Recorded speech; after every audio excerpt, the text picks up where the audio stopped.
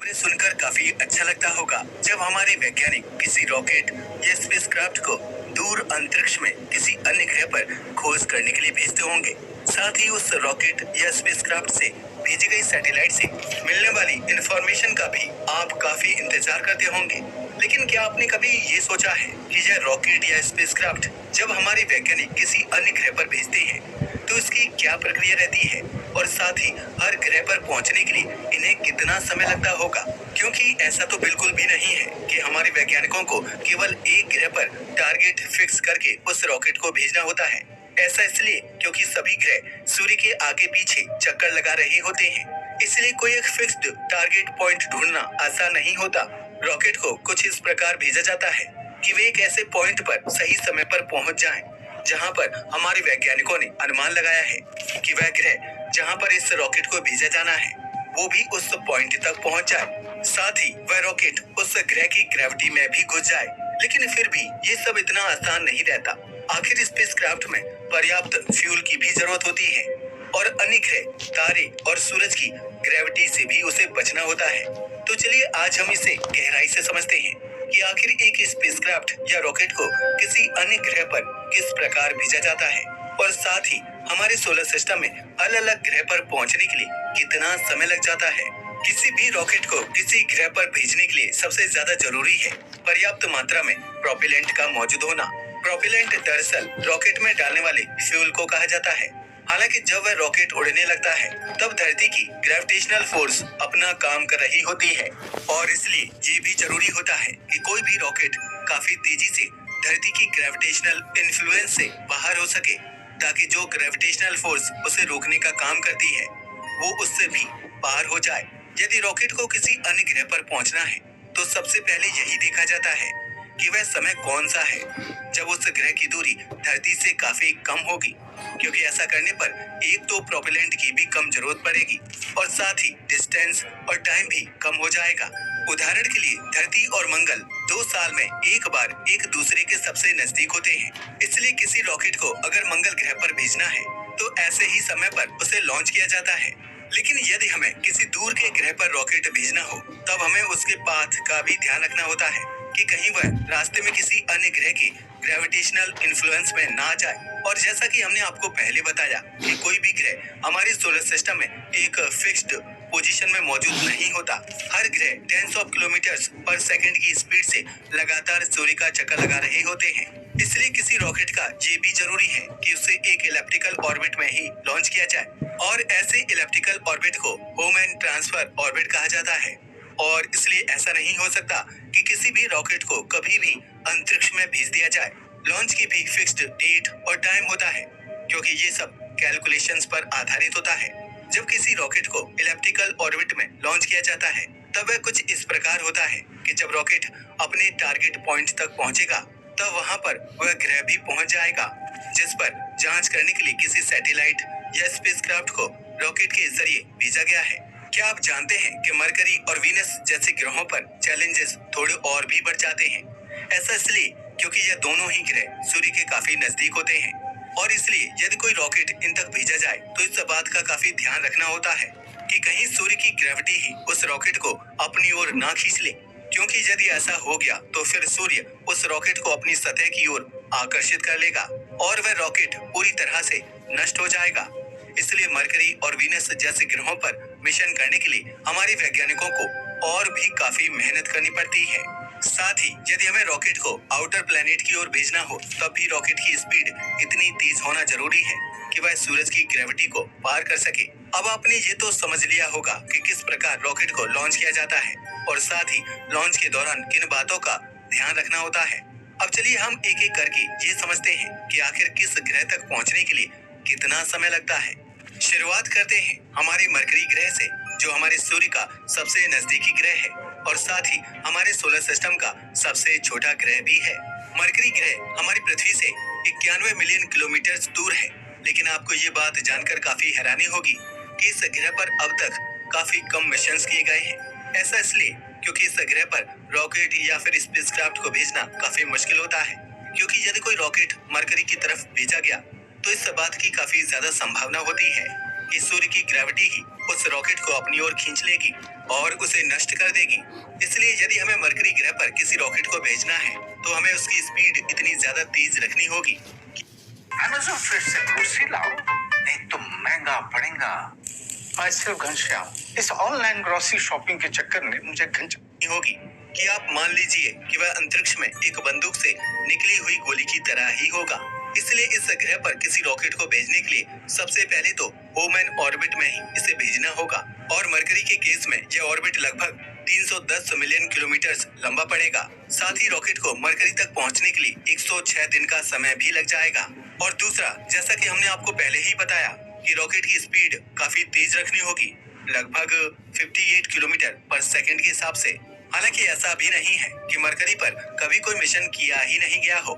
साल 1974 में मैरिनर 10 नाम का एक प्रोब मरकरी पर भेजा गया था और उससे हमारे वैज्ञानिकों को इस ग्रह के बारे में जानने को काफी कुछ मिला। मरकरी के बाद दूसरा ग्रह आता है वीनस यानी कि शुक्र। यह ग्रह धरती से 41 मिलियन किलोमीटर की दूरी पर है। यदि हम इसकी होमन ऑर्बिट की बात करें तो इसका डिस्टेंस लगभग 402 मिलियन किलोमीटर लंबा है।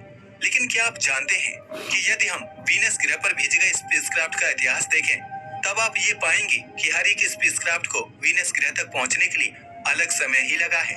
हालांकि ऐसा कहा जाता है कि वीनस ग्रह तक पहुंचने के लिए कोई भी एवरेज प्रोब को लगभग 150 दिन लग जाएंगे।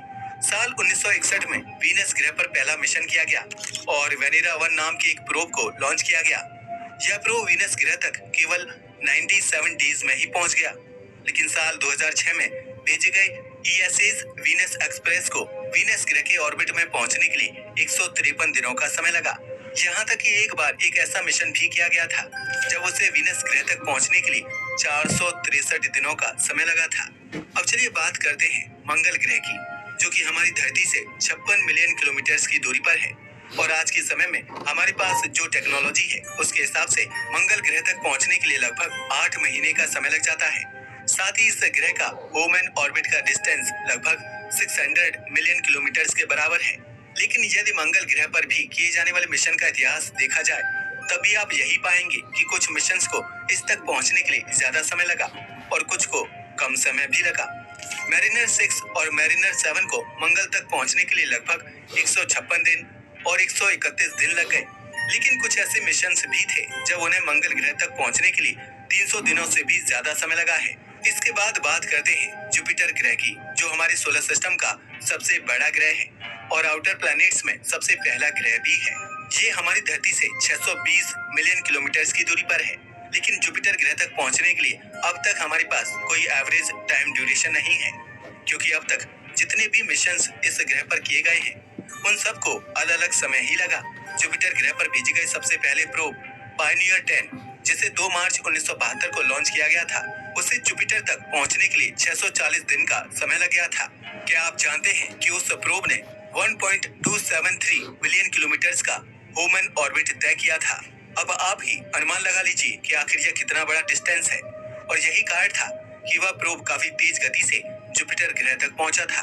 आपको यह जानकर बहुत ही हैरानी होगी कि गैलीलियो प्रोब, जो कि पहला प्रोब था जो जुपिटर के ऑर्बिट में पहुंच सका था, उसे जुपिटर के ऑर्बिट में पहुंचने के लिए लगभग 2242 दिन लग गए थे। जुपिटर के बाद हमारे सोलर सिस्टम का सबसे बड़ा ग्रह है सैटर्न, और यह ग्रह हमारी पृथ्वी से 1277 मिलियन किलोमीटर की दूरी पर है। क्या आप जानते हैं कि इस ग्रह तक किए जाने वाले शुरुआती मिशन को लगभग 6.5 साल यानी कि 6.5 साल का समय लगा था। साल 1980 में वॉयेजर 1 को भी सैटर्न ग्रह की ओर भेजा गया, लेकिन रास्ते में इसका एनकाउंटर जुपिटर ग्रह से हो गया। हालांकि यह एनकाउंटर कुछ ऐसा था कि जुपिटर ग्रह की वजह से इसे अपनी स्पीड बढ़ाने में मदद मिली, क्योंकि यह जुपिटर से इतना दूर था कि उसकी ग्रेविटी तो उस पर असर कर रही थी पर उसे अपनी ओर खींच नहीं सकती थी। इसके कारण उसकी स्पीड बढ़ गई और अंत में उस मिशन को सैटर्न तक पहुंचने के लिए 1165 दिन लग गए, यानी इसे लगभग 3 साल का समय लग गया सैटर्न ग्रह तक पहुंचने के लिए। लेकिन जब इसके बाद वॉयेजर 2 को भेजा गया तब उसे लगभग 4 साल का समय लगा था। चलिए अब बात करते हैं यूरेनस ग्रह की, जिसका मिनिमम डिस्टेंस हमारी धरती से 2720 मिलियन किलोमीटर है।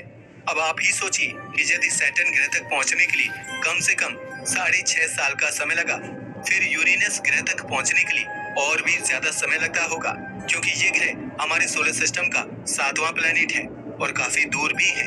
अब तक हम केवल एक ही मिशन इस ग्रह पर कर पाए हैं। आज तक केवल वॉयेजर 2 ही इस ग्रह तक पहुंच पाया है और उसे यूरेनस तक पहुंचने के लिए 8.5 साल यानी कि 8.5 साल का समय लग गया था। हालांकि यह समय वैज्ञानिकों के अनुमान लगाए गए समय से काफी कम था, लगभग आधा ही था, क्योंकि इसके होमन ऑर्बिट से लगभग इस ग्रह तक पहुंचने के लिए 16 साल का समय लग सकता था। लेकिन यह समय आधा इसलिए हुआ क्योंकि जुपिटर और सैटर्न के ग्रेविटेशनल इन्फ्लुएंस के कारण इससे काफी मदद मिल गई, बिल्कुल वैसे ही जैसा हमने आपको पहले भी बताया। अब बारी है आखिरी ग्रह नेपट्यून की। हम जानते हैं कि आपको आज की यह जानकारी काफी दिलचस्प लग रही होगी, लेकिन क्या आप ये अनुमान लगा सकते हैं कि नेपट्यून ग्रह तक पहुंचने के लिए कितना समय लगता होगा? इसका मिनिमम डिस्टेंस हमारी पृथ्वी से 4,347 मिलियन किलोमीटर है। इस ग्रह पर भी अब तक केवल एक ही प्रोब पहुंच पाया है, क्योंकि ये तो आप समझ ही गए होंगे कि ये हमारी पृथ्वी से कितना दूर है। इस ग्रह तक भी वॉयेजर 2 ही अब तक पहुंच सका है और इसका भी एनकाउंटर यूरेनस ग्रह से हुआ था। आपको जानकर बहुत ही हैरानी होगी कि इससे पृथ्वी से नेपट्यून तक पहुंचने के लिए 12.5 साल का समय लग गया था। इतने में तो एक छोटा बच्चा भी काफी बड़ा हो चुका होता है। अब आप ही सोच लीजिए कि यह मिशन आखिर कितने मुश्किल होते हैं और सबसे जरूरी इनका सक्सेसफुल होना होता है, क्योंकि यदि इतने वर्ष बाद और इतनी मेहनत के बाद भी यदि यह मिशन फेल हो जाए तो हमारे वैज्ञानिकों का कितना मनोबल टूटेगा। लेकिन ऐसा ना हो, इसलिए हमारे वैज्ञानिक काफी गहरे अध्ययन के बाद ही ऐसे मिशन करते हैं। और आपको ये जानकर भी बहुत हैरानी होगी कि ऐसा माना गया था कि वॉयेजर 2 को होमन ऑर्बिट के हिसाब से नेपट्यून तक पहुंचने के लिए लगभग 30 साल लग सकते हैं। लेकिन जैसा कि हमने आपको पहले बताया, यूरेनस के ग्रेविटेशनल इन्फ्लुएंस के कारण इससे काफी मदद मिल गई थी। लेकिन अब भी हमारे सोलर सिस्टम में एक ग्रह बाकी है, ड्वार्फ प्लैनेट प्लूटो। इसकी दूरी हमारी धरती से 4,300 मिलियन किलोमीटर की है। जनवरी 2006 में न्यू हॉराइजन्स नाम का एक मिशन लॉन्च किया गया। 58,536 किलोमीटर प्रति घंटे की स्पीड से चलने वाला यह पहला ऐसा ऑब्जेक्ट था जो इतनी तेजी से हमारी धरती के एटमॉस्फेयर से निकला था। होमन ऑर्बिट के हिसाब से तो अनुमान ये लगाया गया था कि इसे शायद 43 साल का समय लग जाएगा प्लूटो तक पहुंचने के लिए, लेकिन न्यू हॉराइजन्स प्लूटो पर केवल 9.5 वर्ष में ही पहुंच गया था। ऐसा इसलिए हुआ क्योंकि इसे जुपिटर की ग्रेविटेशनल इन्फ्लुएंस से काफी सहायता मिल गई थी। अब आप ही सोचिए कि यह तो नेपट्यून से भी काफी दूर है, लेकिन फिर भी इस पर ज्यादा जल्दी पहुंचा गया और इसलिए